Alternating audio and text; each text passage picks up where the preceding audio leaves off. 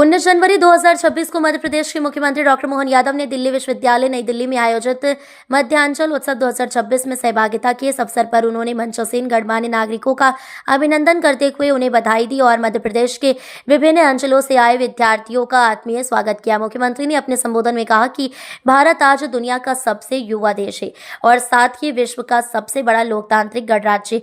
उन्होंने भारतीय जनता पार्टी को विश्व की सबसे बड़ी राजनीतिक पार्टी बताते हुए कहा कि युवाओं को नेतृत्व के अवसर मिलना देश के उज्जवल भविष्य का संकेत है।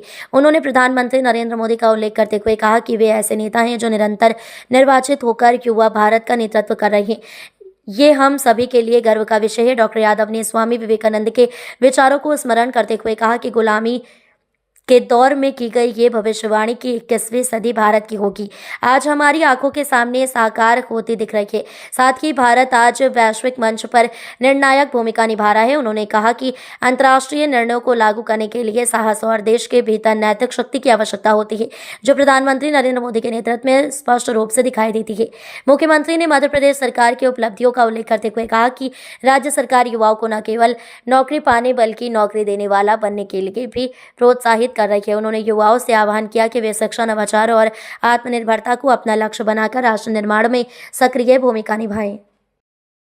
आज के इस मध्यांचल उत्सव 2026 के कार्यक्रम में सच में मेरा दिल्ली आना सार्थक हो गया। हमारे लिए इतने सारे युवा मित्र मिल गए, आनंद आ गया।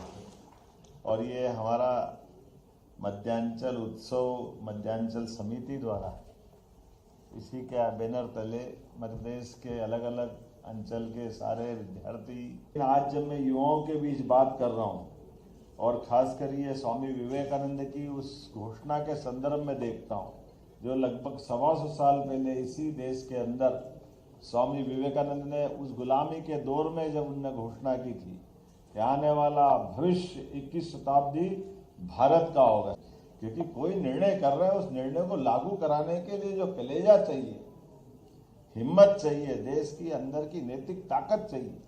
नैतिक ताकत आज किसी देश में है, हमें गर्व है, हमारे देश भारत में है और भारत के नेतृत्व में। आप यहाँ के अच्छे संस्थानों में पढ़ रहे हैं, जरूर पढ़िए, आगे बढ़िए, लेकिन आज आप तो सब, आजकल तो चैट जीपीटी से लेकर सब जमाना है जिसमें आप अपने मोबाइल के माध्यम से सब जानकारी जुटा लो।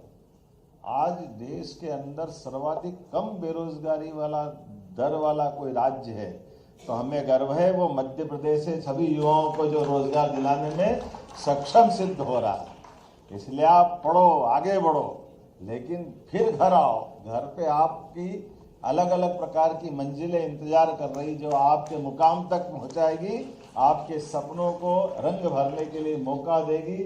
सरकार आपके साथ खड़ी रहेगी और सरकार के माध्यम से आप प्रदेश आगे बढ़ाओ।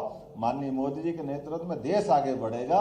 इस प्रकार से हम सबको इसी एंगल से चलने की जरूरत है। तो मैं आज के इस अवसर पर ये जो आयोजन कर रही समिति, उससे मैंने पूछा कि आपका प्रबंधन क्या है, कैसे क्या करा। तो हमने कहा हमने मिलजुल के व्यवस्था कर ली।